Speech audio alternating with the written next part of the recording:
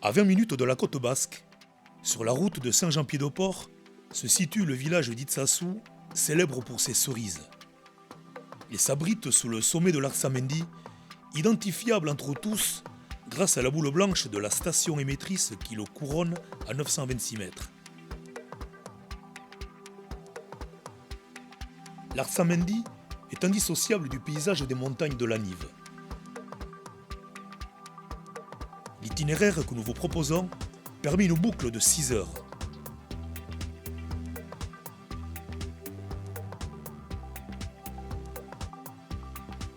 À la sortie du village, sur la départementale 349, nous remontons une torrentueuse Nive en suivant rive gauche la route de Bidaraï. Nous croisons le rocher isolé du Pas de Roland. Sur la chaîne pyrénéenne, il est la première évocation de la bataille de Roncevaux, dont le lieu historique se situe plus à l'est. La légende veut qu'ici, Roland, neveu de Charlemagne, y brisa son épée du Randal. 3 kilomètres après, nous abandonnons le véhicule pour nous lancer vers le flanc nord de l'Arsamendi.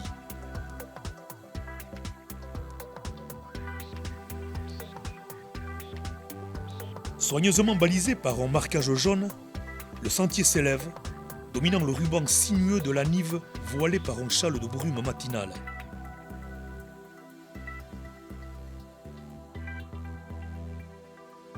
Le givre plante ses aiguilles dans la végétation, enveloppe un paysage incendié par les couleurs de l'automne, mais déjà figé par les premiers frimas. Nous laissons dans notre dos les silhouettes du Baïgoura et de l'Oursouya, les principaux sommets composant avec l'Arsamendi le massif de la Nive.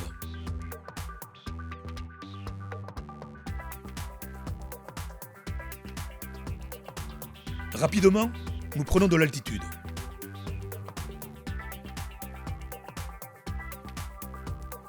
Trois quarts d'heure d'une rude montée à travers la fougère, le long d'un sentier bien tracé et toujours balisé, nous impose un rythme mesuré.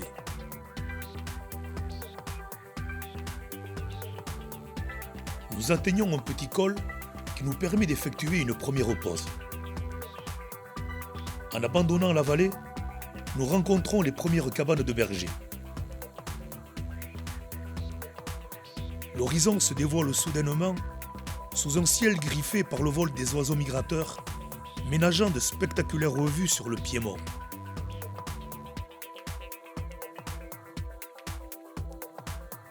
Posé à 550 mètres, le plateau vert porte bien son nom. Ce vaste pâturage lumineux s'offre des allures irlandaises. Ici, tout rappelle la présence du berger à l'heure où il passait des mois en estive. De vieilles et magnifiques bordes de pierre, construites en main d'homme, vestiges d'une authentique architecture montagnarde, achèvent hélas de se déliter. Seules les poutres maîtresses et quelques lozes des toits ont résisté à l'érosion du temps.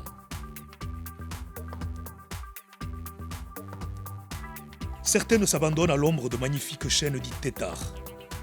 La taille particulière de leurs branches ont permis pendant des siècles la fabrication du charbon végétal.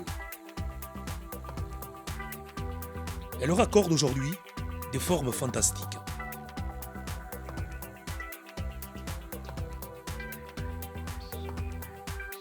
Nourries par les eaux de nombreux rues qui courent sur le plateau, les tourbières sont ici des espaces protégés. On y trouve la précieuse drosera. Elle porte en basque le joli nom d'Eguski Insa, la rosée du soleil. Elle n'en demeure pas moins une redoutable plante carnivore qui replie ses feuilles sur l'insecte imprudent.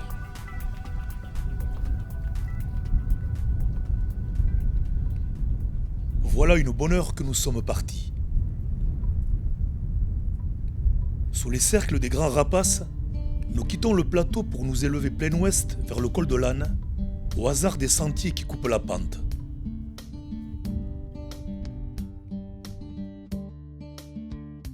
L'effort que nous venons de fournir est amplement récompensé alors que l'on touche enfin au col. pic de midi du Bigorre, aux montagnes aragonaises, en passant par l'Ossau, les Pyrénées déploient leurs fresques que soulignent les premières neiges. De Cromlech, cercle de pierre traditionnellement orienté vers l'est, matérialise ce moment important de la randonnée. On les appelle en basque Maïrou Baratzak, les jardins de Maïrou. Nom que l'on donnait aux humains avant la christianisation.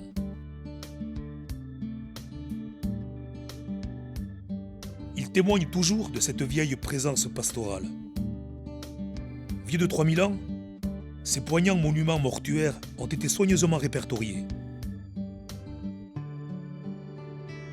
De minutieuses fouilles ont mis à jour, outre les urnes funéraires, bijoux et outils.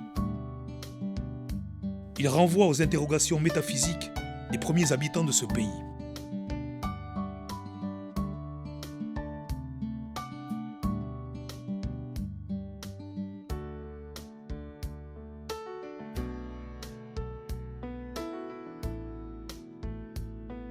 Après 1h30 de cheminement, nous coupons à travers un large pâturage où les chevaux errent en toute liberté.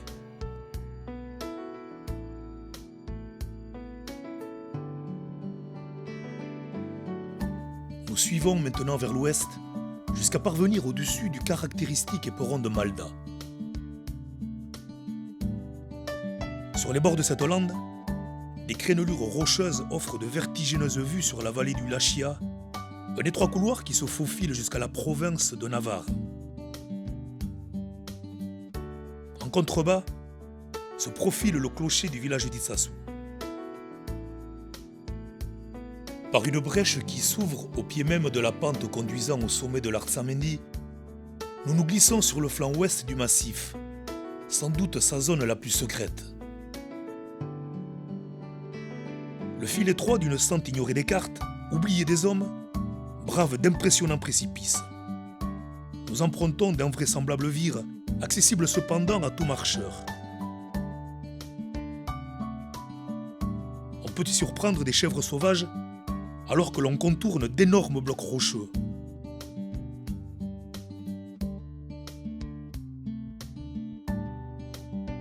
Dans une ambiance de haute montagne, l'itinéraire épouse au plus près la concavité de cirque que l'on pouvait penser inexpugnable.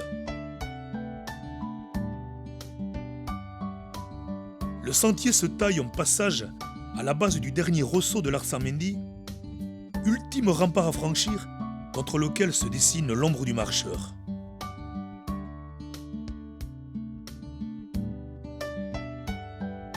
Sans même que l'on s'en rende compte, le chemin relève sa pente jusqu'à déboucher à 716 mètres d'altitude au niveau du col de Meaché, où, sentinelles millénaires, veillent Cromlech et Menhir. Endommagés par ignorance lors de la construction de la route de la station, les vestiges mégalithiques ont été réhabilités grâce à l'inlassable travail de passionnés.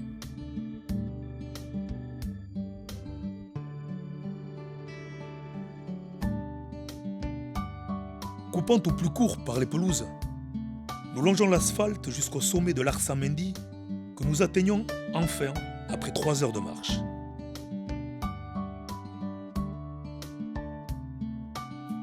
Le panorama nous fera vite oublier les tristes bâtiments de la station émettrice et son immense sphère que viennent parfois bâcher des cohortes de brume. Vers l'est, ses premiers voisins, le rempart de Liparla et la pyramide de l'Irubela.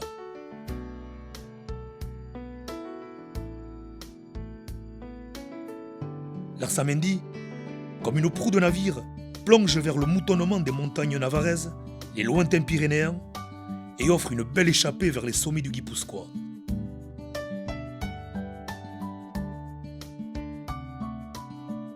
Vers l'ouest, le scintillement de la mer vient rappeler qu'ici, l'influence est encore atlantique et que les colères soudaines venues du grand océan s'entretiennent aussi à fleur de pâturage.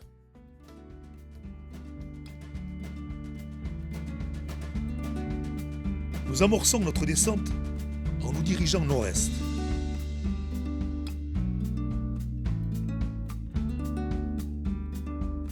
Ces pentes rocailleuses sont les émouvants témoignages, vieux de plusieurs siècles, de l'habileté d'anonymes tailleurs de pierre.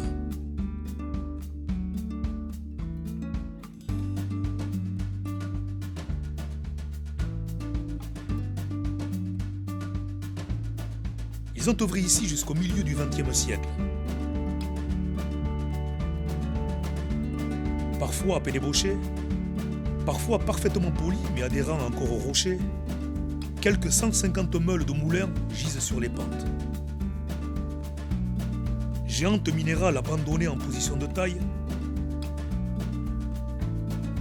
certaines atteignent 1,50 m de diamètre et révèlent toute l'adresse de l'artisan.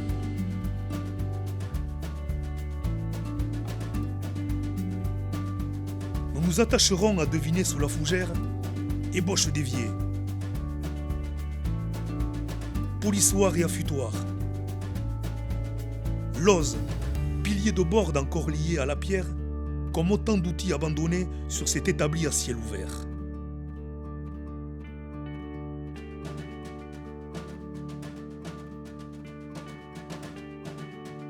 Le temps et les saisons ont encore eu raison des vieilles traditions. Non sans une pointe de nostalgie, nous laissons derrière nous ces vestiges de pierre comme un dernier hommage rendu à ces artistes.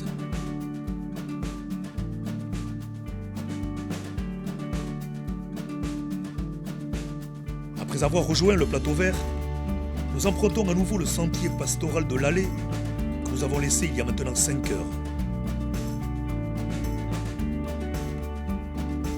Nous mettons nos pas dans les traces des attelages de bœufs qui, jusqu'à la fin des années 50, descendaient vers la vallée de la Nive, amarrés sur des traîneaux, outre les monstres de pierre, la fougère destinée aux litières des animaux domestiques.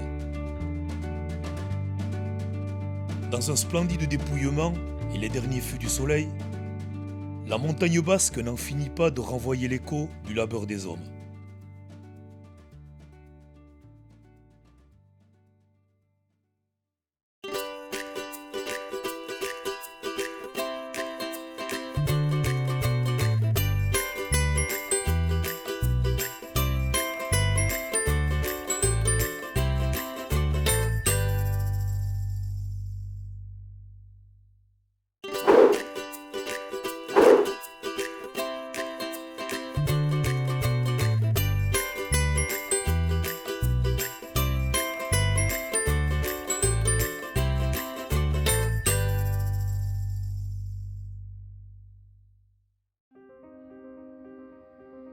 Il aura fallu attendre la fin des années 60 pour qu'Irati soit accessible enfin à tous et ne soit plus le domaine réservé des seuls bergers, bûcherons, contrebandiers et ultimes guérilleros. La route, désormais, permet l'accès aux zones les plus reculées du massif, enfin presque. À moins d'une vingtaine de kilomètres de Saint-Jean-Pied-de-Port, c'est au cœur de la forêt d'Irati, 17 000 hectares, la plus grande hêtraie d'Europe, que se blottit la réserve intégrale de l'Issardoya. Situé en Navarre, ce domaine scrupuleusement protégé représente sans aucun doute l'âme d'Irati. Oser s'y engager, c'est en pénétrer toute la quintessence, s'offrir une inoubliable randonnée qui s'apparenterait à une exploration dans une forêt primitive, un conservatoire naturel qui se régénère en toute liberté.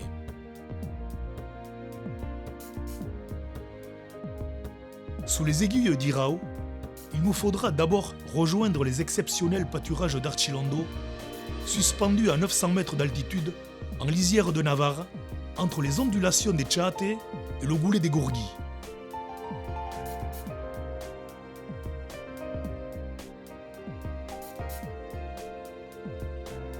Au plus profond de la cuvette, dont l'herbe semble rouler à la moindre brise, s'étire un hameau de cabanes de bergers entre lesquelles les courbes frémissantes du ruisseau et Gourgis se feraient un chemin, peut-être l'un des plus beaux sites d'Irati.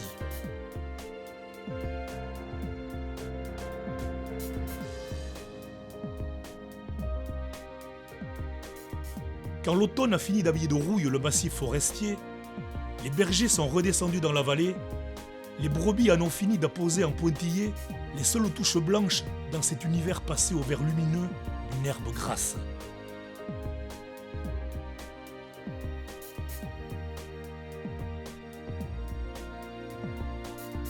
départ de notre randonnée est matérialisé par la borne frontière 225. À la confluence des ruisseaux Contrachario et Egourgui. Le passage à gué nous amène vers la piste qui, via la rive gauche du lac d'Irabia, nous conduira vers les Casas d'Irati.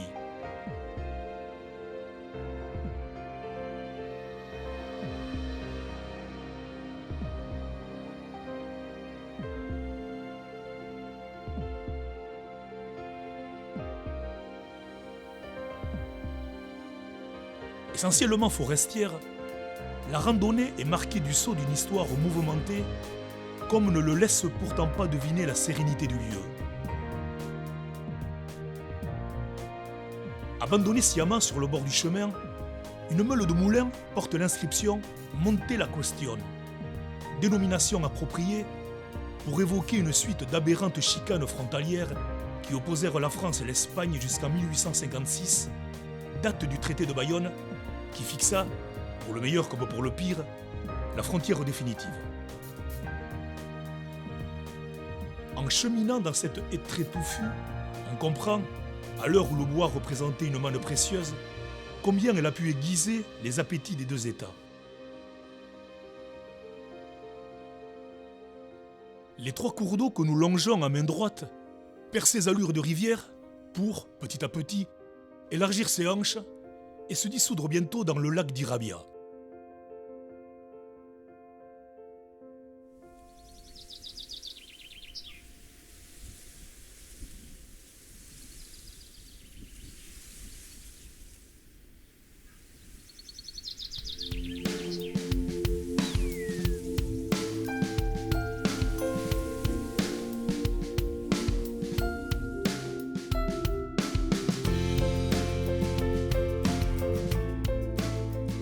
À l'automne, le lac au contour fantaisiste, serti par la superbe forêt, prend des allures canadiennes. Nous ne manquerons pas de quitter la piste pour, adoptant une allure de mohican, descendre vers ses rives, sous les frondaisons glauques des sapins piqués dans le cuivre des hêtres, et admirer le dessin de ces berges, le vallonnement d'une forêt luminescente qui va se perdre loin sur les contreforts des montagnes navarraises.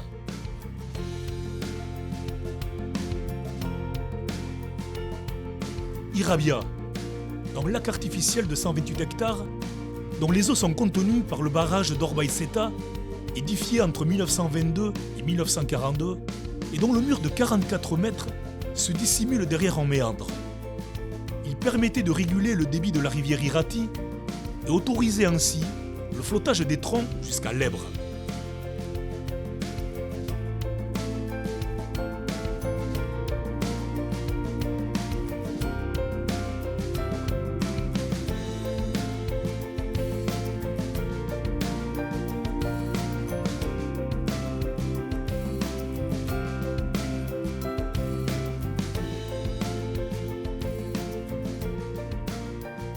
La piste que nous aurons rejointe remonte les méandres capricieux de l'Irati, dont les eaux paisibles se maculent de feuilles comme autant de monnaies d'or.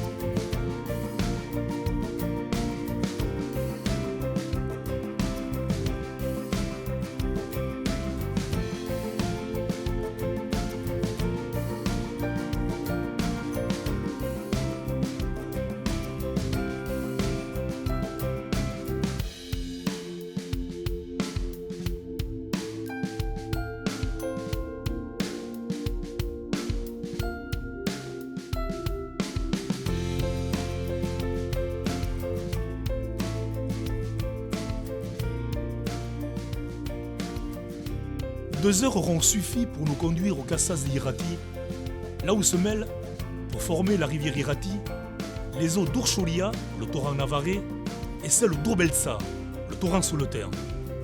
Endroit quelque peu magique, une respiration dans le moutonnement sylvestre, les Casas de Irati, si elles abritèrent longtemps les gardes forestiers, sont appelées aussi Casas del Rey, référence au temps où le roi d'Espagne venait ici chasser les grands mammifères.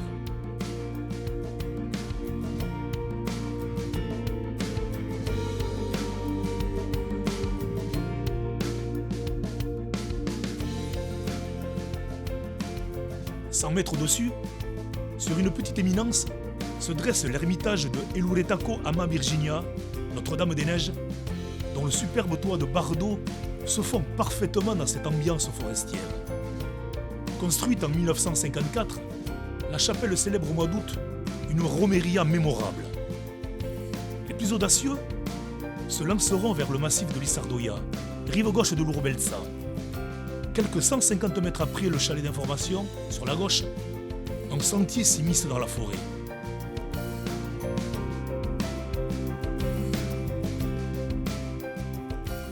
Sans doute cartes et boussoles seront nécessaires pour se tailler un chemin dans cet agglomérat forestier. Mais il suffira, par de vagues sentes, de remonter la pente en suivant une orientation nord-ouest. Une exploration qui demande sans doute un peu d'attention, mais qui a le mérite de faire découvrir l'une des rares réserves intégrales d'Europe. Sur 40 hectares, le massif de Lissardoya présente un extraordinaire échantillon de ce que peut offrir une forêt primitive. Ici, l'homme ne peut pratiquer aucune activité sylvicole, ni intervenir de quelque manière que ce soit. Au cœur de cette forêt d'émeraude, paradis du chercheur, luttent tronc à tronc, sapins démesurés, êtres de haute futée. Ici, les arbres tombés sont laissés à perpétuité au sol, abandonnés aux mousses, aux lichens et à la broussaille envahissante.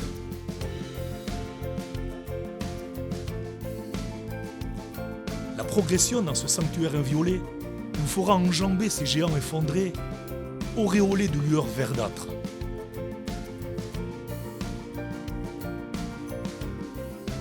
Quand après une heure de montée, nous parviendrons à l'altitude de 1190 mètres, nous saurons alors avoir atteint le point culminant de Lissardoya, où s'entremêlent pins, hêtres et hautes herbes.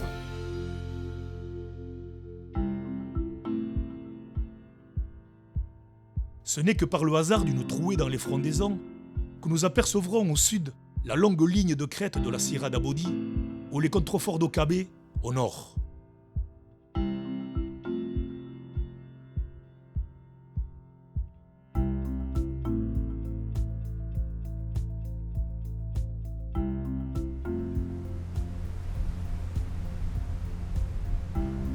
Dans notre cheminement, où le silence sera seulement troublé du couinement des troncs qui se frottent et le chuchotis du vent dans les branches, nous surprendrons quelques biches ou cerfs en maraude, voire le chat sauvage.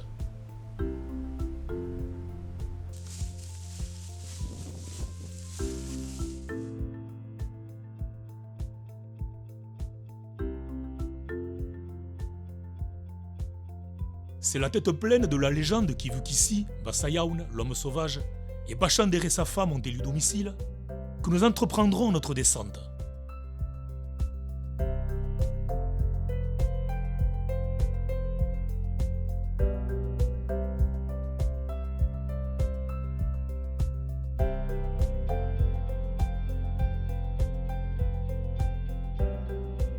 Il ne nous restera plus qu'à dévaler le versant opposé, direction nord-ouest, pour croiser la piste de Contrachario qui, en une demi-heure, nous ramène enfin à la borne 225, après 5 heures d'un étonnant voyage dans les secrets de la plus vieille forêt d'Europe.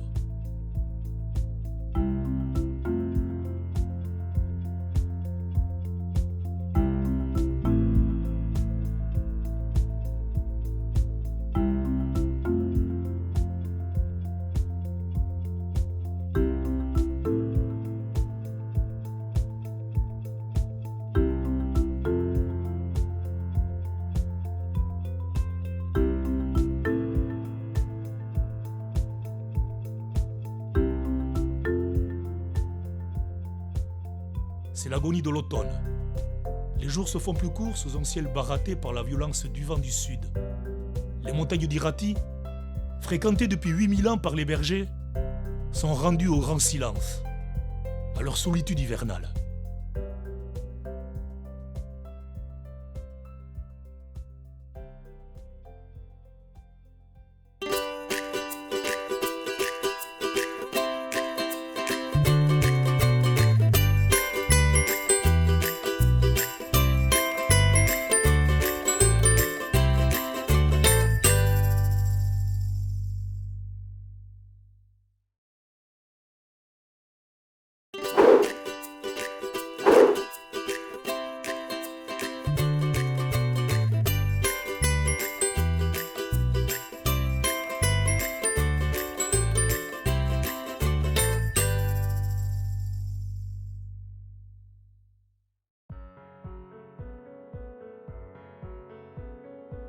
Pour atteindre le mystérieux site d'Orcolou, nous aurons quitté Saint-Jean-Pied-de-Port et remonté la Nive via Estéran-Subie jusqu'à Béhéroubi, au lieu même où elle prend sa source. Au fond d'une riante vallée corridor, la plus basse que des rivières sourdes d'enchevêtrements montagneux, couturées de sentiers d'histoire.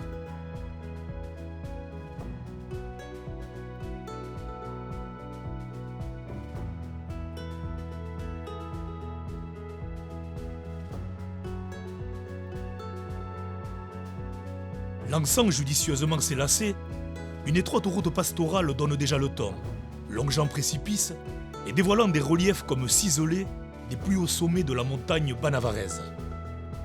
Nous avons alors rejoint l'exceptionnel plateau d'Orgambide. À 3 km du plateau, démonstration parfaite de l'utilisation par le berger de la configuration géologique, se niche au fond d'un talweg l'anticlinal d'Arpea, une impressionnante cavité dont on pense qu'elle servit de tanière à l'ours.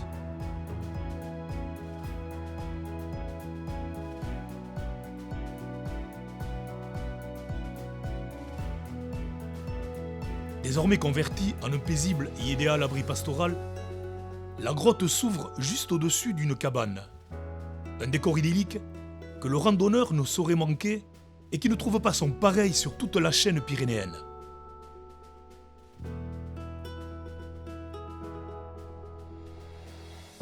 Dominant la mer de nuages, les gracieuses courbes de l'Hérault-Saté, du Mendissart et du pic sous le Tindori nous accompagneront tout au long de la randonnée.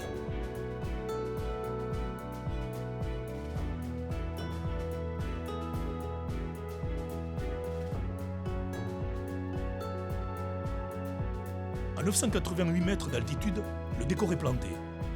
Tout ce que le marcheur découvrira au cours d'une étonnante randonnée dans le temps, tout auréolé de mystère, est évoqué alors que l'on parvient au col d'Orgambide, à l'entrée du plateau calcaire d'Idopile. Une véritable ode au pastoralisme, car ici, tout semble fait pour le berger et son troupeau. Le paysage marque une pause et étire de vastes pâturages au-delà des premiers vallonnements navarrais.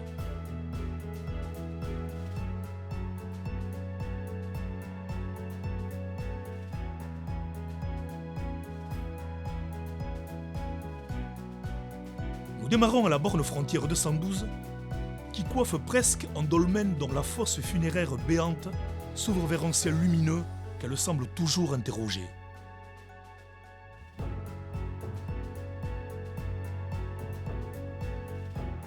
Le berger qui, on s'en doute, s'est toujours très peu soucié des frontières, a préféré aménager son territoire en harmonie avec ses voisins, plutôt que de le verrouiller et en faire le champ clos de stériles affrontements. Preuve de ce bon sens montagnard, les deux cromlechs d'Orgambide, dont les cercles se croisent, symbolisent parfaitement la démarche. Ils célèbrent les vieux accords de Fasserie datant ici de presque 500 ans. Par droit coutumier, ils font de ces pâturages une terre commune aux bergers du pays de Cise et à ceux de la vallée navarraise d'Aescoa qui lui fait face. Autant de pierres dressées pour autant de villages peuplant les deux versants.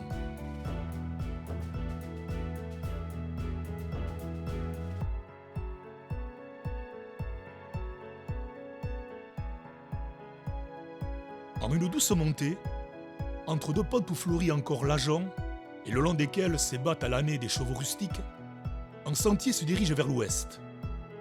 Il contourne de belles dolines cratère herbeux dû à l'érosion calcaire, caractéristique des zones karstiques, et se dirige vers un épais sous-bois.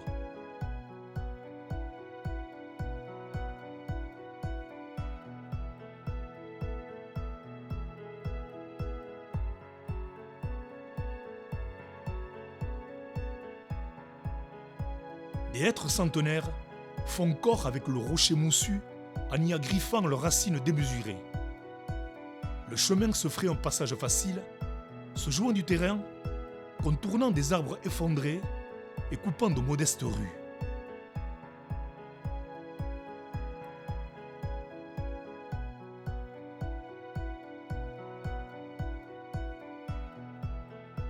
Les lames acérées du karst déchirent les pelouses, dressent des barres rocheuses, ourlent les dolines et contraignent le marcheur à un plaisant gymkhana dans ce chaos minéral.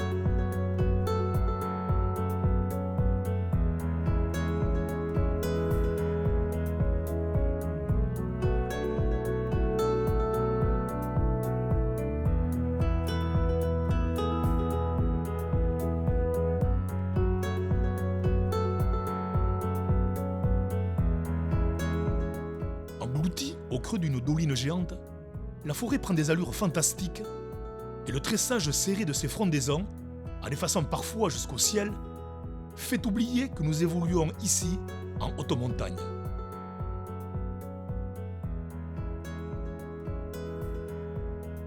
Alors que nous émergeons du rebord du cratère, le paysage se dessine qui nous accompagnera jusqu'au terme de la randonnée.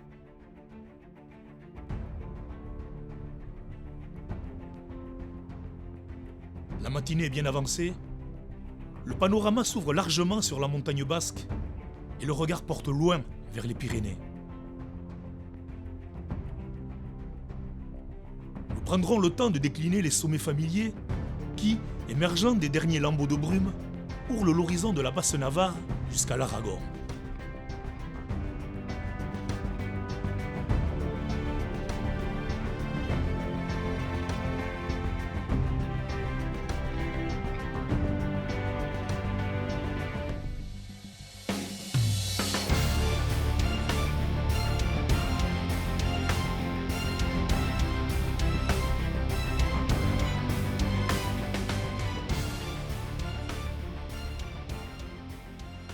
Abandonnant momentanément le karst, nous empruntons de vastes pelouses jusqu'à croiser la borne frontière 206, ultime repère avant d'atteindre la tour d'Urkulu, laquelle, tournée aux quatre horizons, matérialise le point culminant de la zone, 1423 mètres. Isolé sur son piton, ce curieux édifice de 19 mètres de diamètre, pour une hauteur actuelle de 3,50 m, s'élevait à l'origine à une dizaine de mètres sans doute. Longtemps énigmatique, il n'en existe que 5 de ce type en Europe, elle ne délivra que bien tard son secret. Sans doute s'agissait-il d'une tour de triomphe romaine sur laquelle les enseignes de l'occupant battaient au vent qui souvent balait le sommet.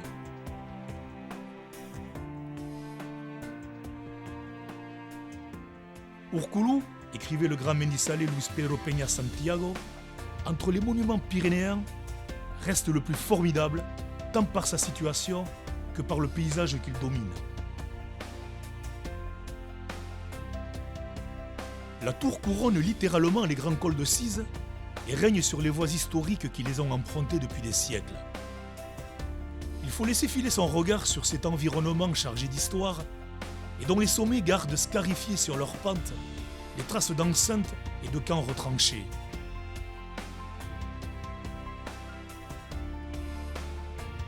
La voie romaine, on en distingue le tracé, reliait Bordeaux à Astorga. Elle reste toujours empruntée par les pèlerins de Saint-Jacques en route pour leur rédemption.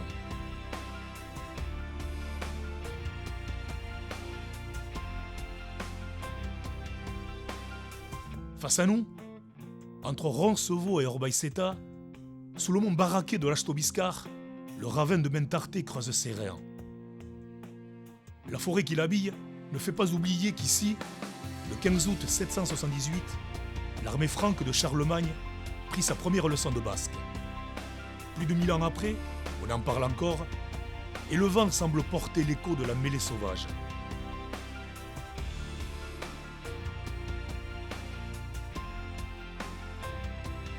La halte réparatrice s'impose, et pourquoi pas sur les ruines paisibles du temple romain qui gît, béant, sous la tour.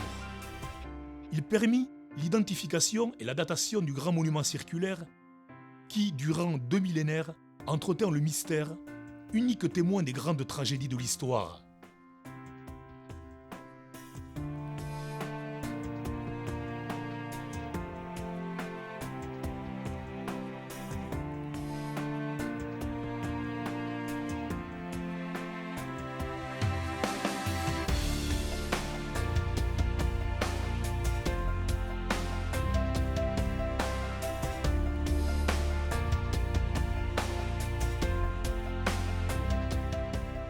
Dans notre dos, direction Orbaiceta, nous dévalerons plein sud la grande pente herbeuse qui, grâce à ses balises, permet de se jouer d'un brouillard qui, ici, peut se révéler traître et de rejoindre en quelque enjambée le col, et surtout l'émouvant dolmen de Choroluce.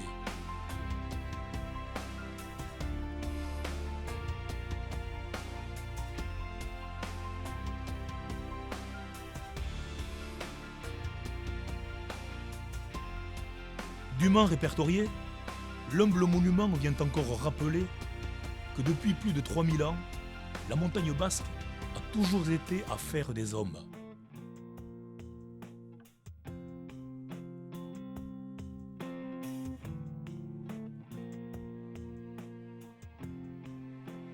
Un bon sentier balisé de bleu plonge à travers de larges pâturages où s'ébattent les mercuriels troupeaux de brebis.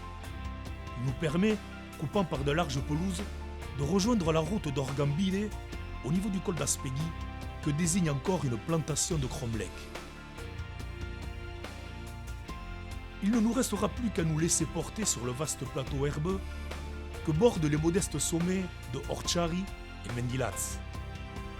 Naturellement, il nous ramènera vers la borne 212. 5 heures auront passé.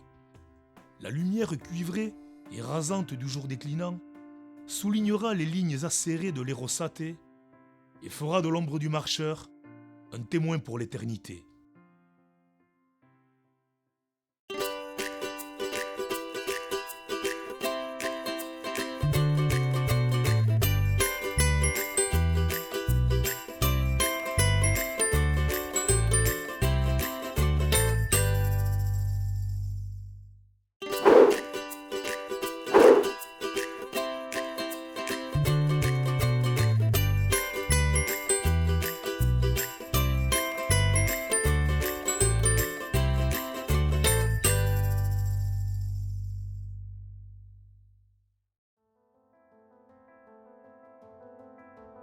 Entre Arbaï et Irati, à 13 km de Saint-Jean-Pied-de-Port, sur la départementale 117, se blottit le village de Béorlegui. Aujourd'hui, nous vous invitons à nous accompagner vers le Béorlegui. Alors le Béorlegui, une montagne que tout le monde sait identifier, mais c'est vrai qu'elle semble de loin très inaccessible. Mais en fait, depuis le village de Béorlegui où nous nous trouvons aujourd'hui, elle sera beaucoup plus abordable. Pour nous y conduire, Beñat Oriol, Egonon Beñat. Beñat est le président de l'association bayonnaise de montagne Aounamendi. Beñat, c'est toi qui vas nous guider. Qu'est-ce que tu nous proposes? Et bien donc aujourd'hui, nous partirons de l'église de Béorlegui, suivrons les chemins qui nous mènent au sel de l'Horta. Ensuite, nous monterons sur le pic d'Aushkoa et par le col d'Afanissé, nous rejoindrons le pic de Béorlegui. Alors, avant de partir, nous nous trouvons en face d'une curieuse colline. Est-ce que tu peux nous expliquer en 2 mots de quoi il s'agit? Donc cette colline qui est aménagée de 3 niveaux correspond à ce qu'on appelle ici au Pays Basque un site proto-historique. qui date à peu près de l'âge du bronze, donc 1000 avant Jésus-Christ, quoi. Et elle est surmontée par la chapelle Sainte-Engrâce, qui date, elle, du Moyen-Âge. 100 mètres au-dessus de l'église, balise idéale, cette étrange pierre initialement posée au col d'Apanissé, dérobée et légitimement récupérée par la commune, matérialise le départ de notre randonnée.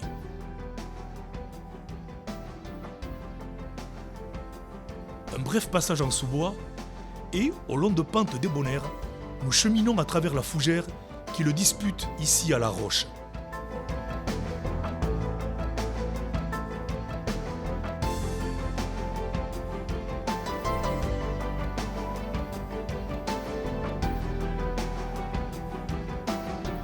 Encore un petit coup de rein pour déboucher enfin sur la crête de l'arrêt Mougnois, dominant les palombières vers lesquelles nous descendons.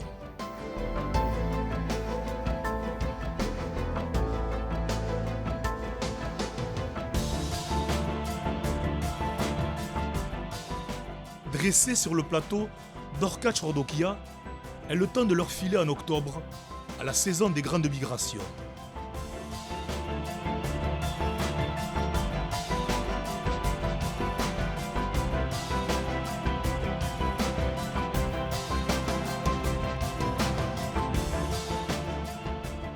Nous sommes à une altitude de Je vais te dire.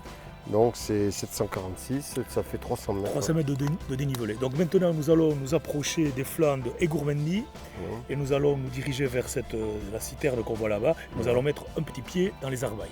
Tout à fait, on y va. On te suit.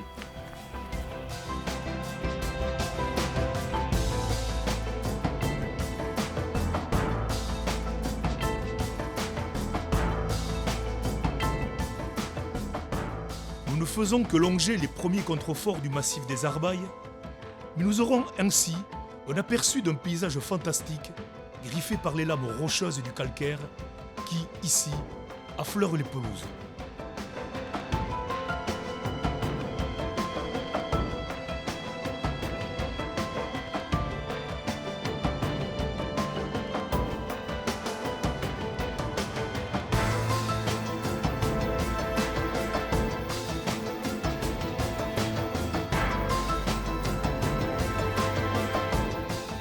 Ils dessinent leurs fabuleux motifs sur les pâturages des Lortas. Les grands enclos de pierre scandent le moment fort de notre randonnée.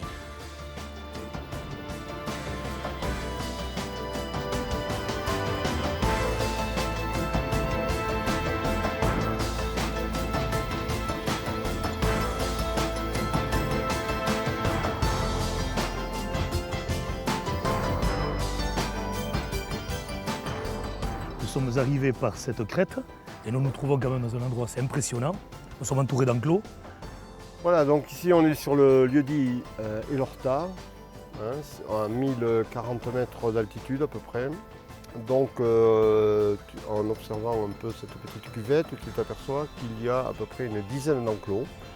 Et ces enclos sont de forme circulaire et c'est des enclos qui étaient à usage communautaire, essentiellement pour mettre le bétail la nuit. Est-ce qu'on peut les dater?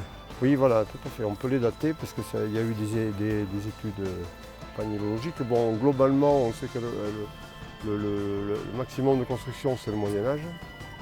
Mais certains sont datés par les pollens depuis le IIe siècle. Alors on peut s'imaginer, vu le nombre de pierres utilisées, que l'homme seul n'a pas pu les monter. Ah non. Bon, et dans ce haut lieu de pastoralisme, bon, sans doute, il y avait un fort esprit communautaire qui a... Voilà, tout à fait. Ça, ce travail, ça ne peut être le fruit que d'un travail de puissantes communautés montagnardes.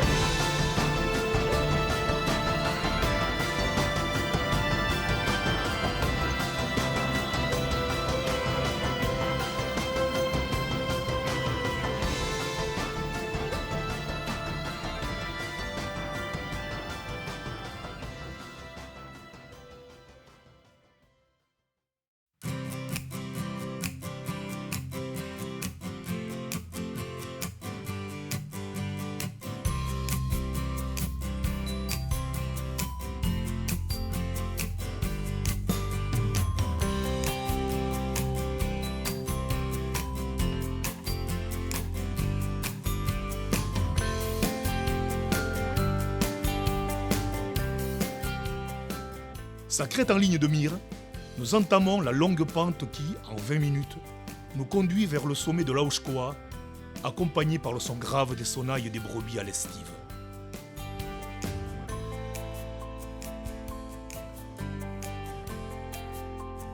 Nous cheminons sous le regard indifférent des chevaux, dont les silhouettes se détachent sur les bords du large plateau, perché à 1268 mètres. Il y a 2 heures que nous sommes partis. Face à nous, le Beorlegui. Il a renoncé à son allure de citadelle imprenable pour présenter, pareil au profil de quelque animal préhistorique, la courbure de son échine hérissée de rochers. Avant de nous y attaquer, nous descendons par l'Andaré vers le col d'Apanissé. Là, à 1046 mètres, près de la cabane pastorale, le gouffre d'Apanissé, 2e verticalité du monde, plonge à 328 mètres dans les entrailles de la terre. Visant la crête, il nous faut encore couper au hasard des sentes qui se croisent sur ses flancs.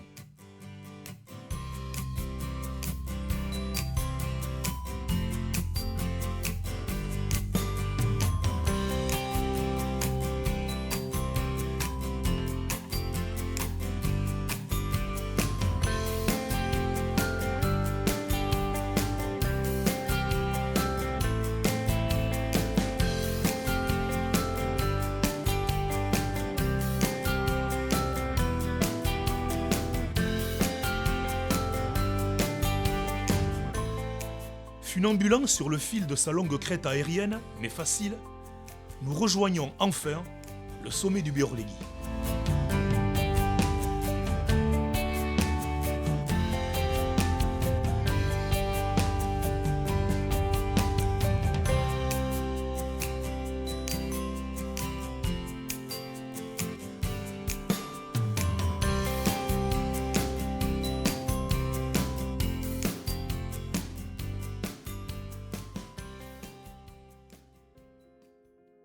Donc, un magnifique final en crête.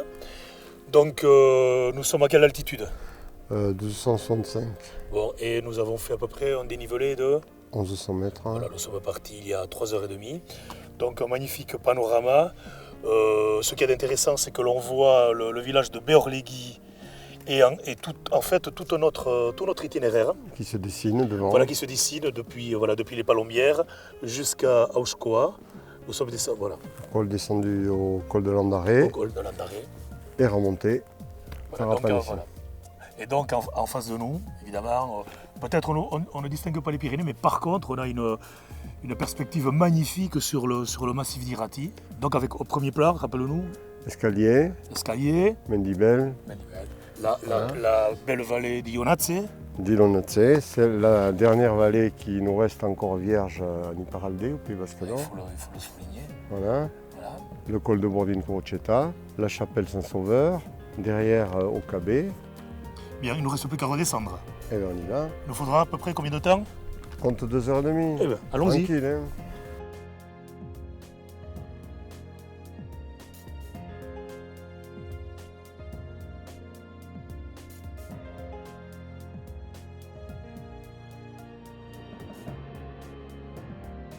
Par le même itinéraire, commence alors le lent cheminement de retour vers le village de Beorlegui. Les sauvages arbailles déploient un sublime panorama, une paisible séquence de fin de journée.